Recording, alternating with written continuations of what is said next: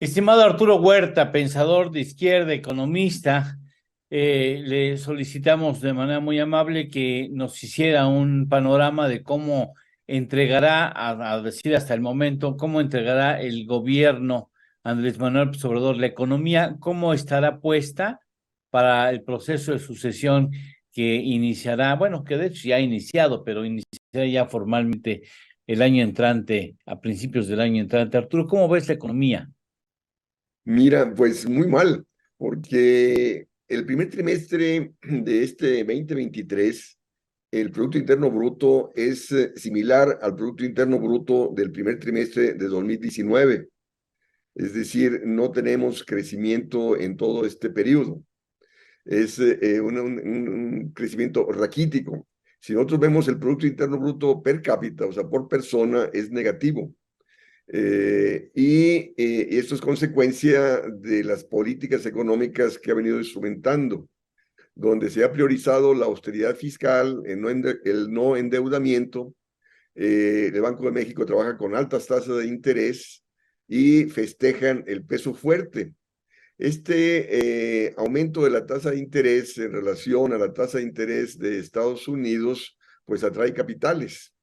Y esta entrada de dólares te termina abaratando el dólar y al abaratarse el dólar se abaratan los productos importados.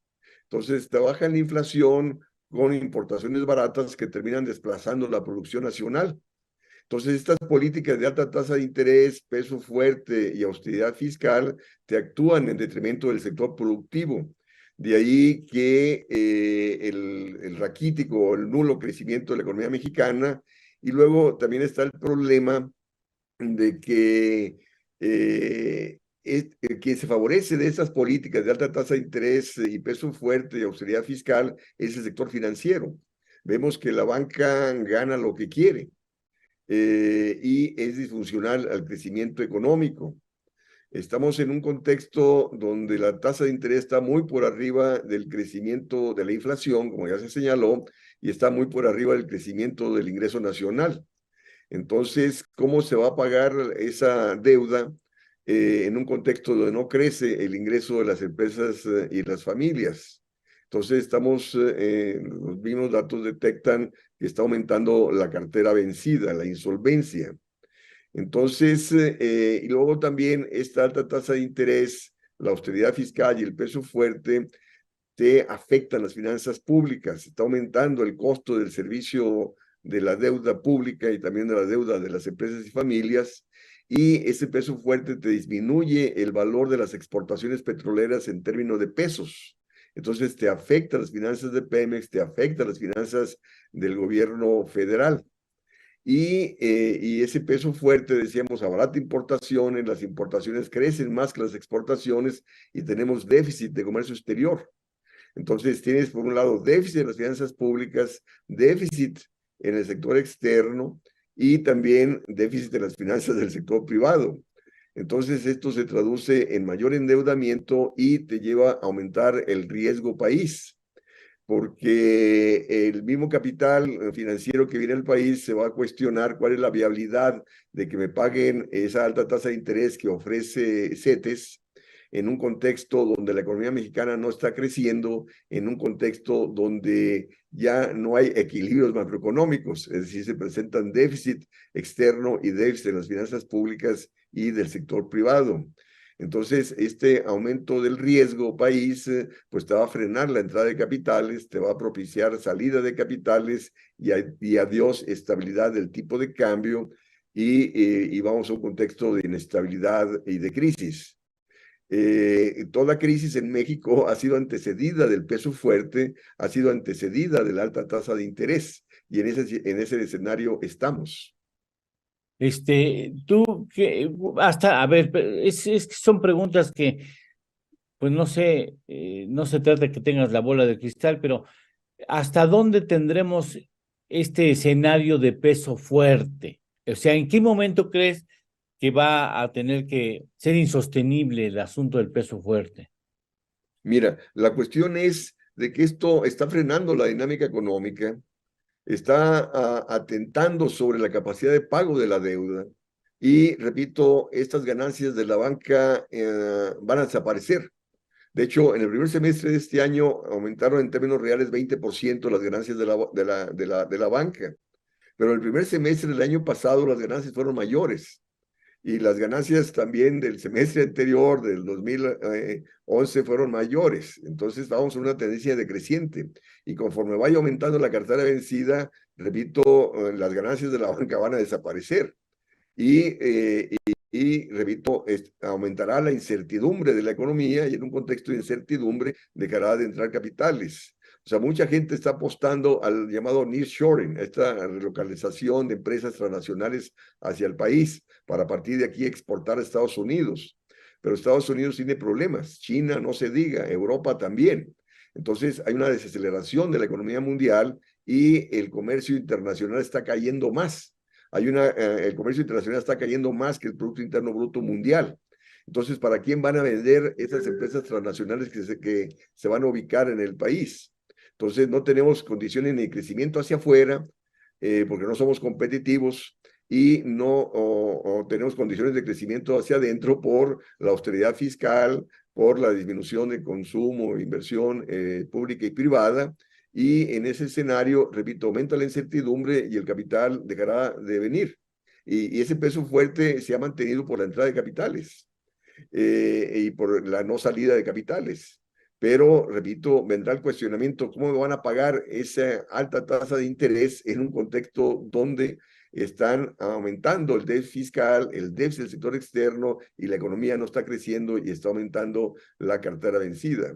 Entonces, el escenario del 2024 va a ser un escenario de inestabilidad cambiaria, de una inestabilidad financiera y yo diría un escenario de mayores problemas de los que ya tenemos hoy en día. Entonces, si los metemos a la cuestión política electoral, pues lógico, esto va a actuar en detrimento de la llamada cuarta T. Y el problema, Eduardo, es que la oposición no ofrece alternativa alguna con Miguel Ángel Gurría, de jefe, de que está haciendo la propuesta económica de la oposición, que es más de lo mismo, más el neoliberalismo, pues no, pobre país, repito, no, nadie presenta un proyecto de nación en la perspectiva de encarar los problemas productivos, los problemas de desempleo, de miseria, de creciente desigualdad del ingreso. Nadie, ningún partido político tiene proyecto de nación y pobre país, ¿no? No eres optimista de lo que pueda suceder el año entrante. En absoluto, en absoluto. Es decir, porque, repito, la oposición no ofrece, es más de lo mismo, ya la vivimos. ¿Cuántos años vivimos de PRI, de PAN, no? Gurría siendo secretario de Hacienda, Hacienda. y luego, repito, estuvo en la OECD impulsando el neoliberalismo por 15 años a nivel mundial, y luego resulta que ahora llega como la panacea de hacer el programa de la oposición, de ganar la oposición. Repito, pues será mayor extranjerización, mayor privatización, mayor explotación de los trabajadores, que ya lo vivimos, lo hemos vivido, ¿no? Entonces el país no merece eso, ¿no? Pero tampoco merece continuar con la política económica actual.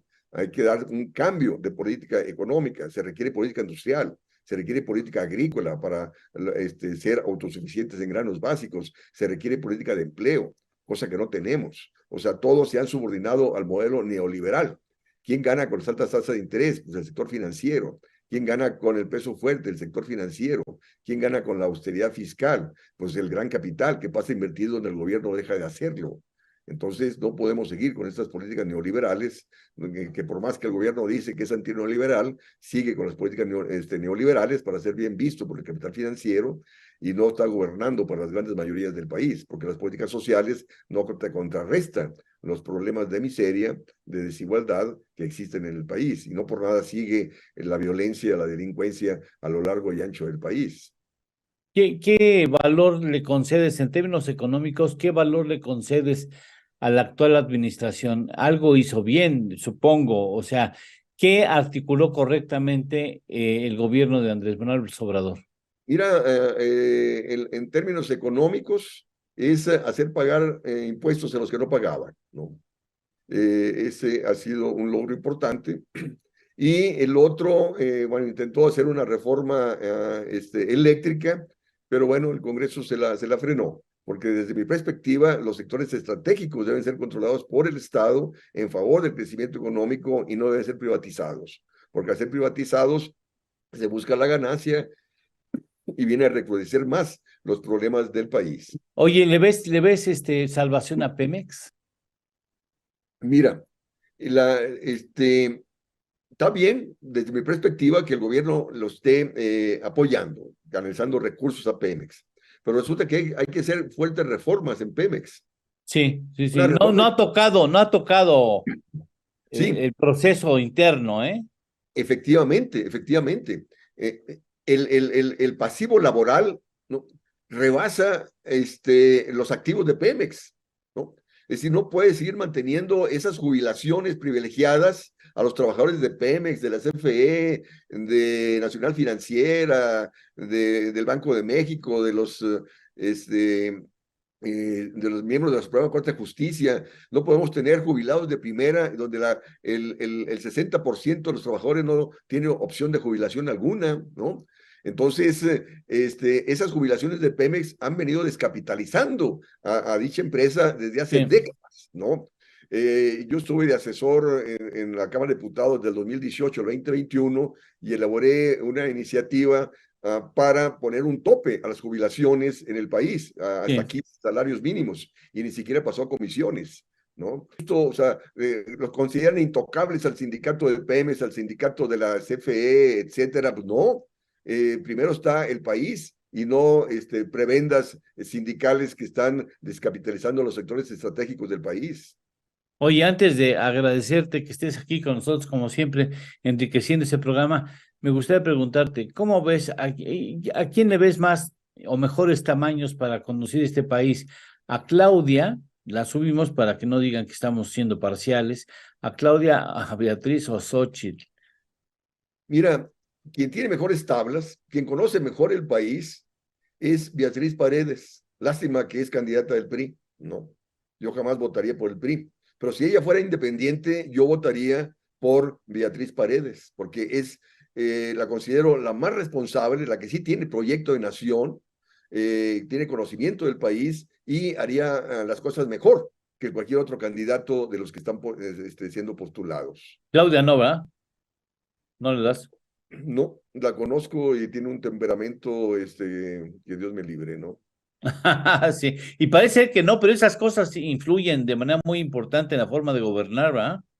Así es, así es, así es. ¿Conoces a Xochitl? No, Te caería bien, es muy simpática, pero bueno, es nada más como digamos, la cuestión, Eduardo, es proyecto de nación. sí. Oye, a ver, ¿no crees que le haya caído el 20 distinto a Gurría? Que se dé cuenta que la cajetearon durísimo, No, no, no, no, ¿no? eso va en la sangre, Eduardo. O sea, infieres que el proyecto de la oposición tendrá que ser neoliberal nuevamente. Sí, sí, lo está comandando él, ¿no? Repito, la gente no cambia de la noche a la mañana. Cambiará la gente que toma decisiones hasta que la gente salga a las calles demandando cambios de rumbo, ¿no? Bien. Te agradezco mucho que estés aquí con nosotros. Muchas gracias. Mario, Eduardo, buenos días y Eres muy gracias. amable. Muchas gracias. Estamos en contacto. Gracias.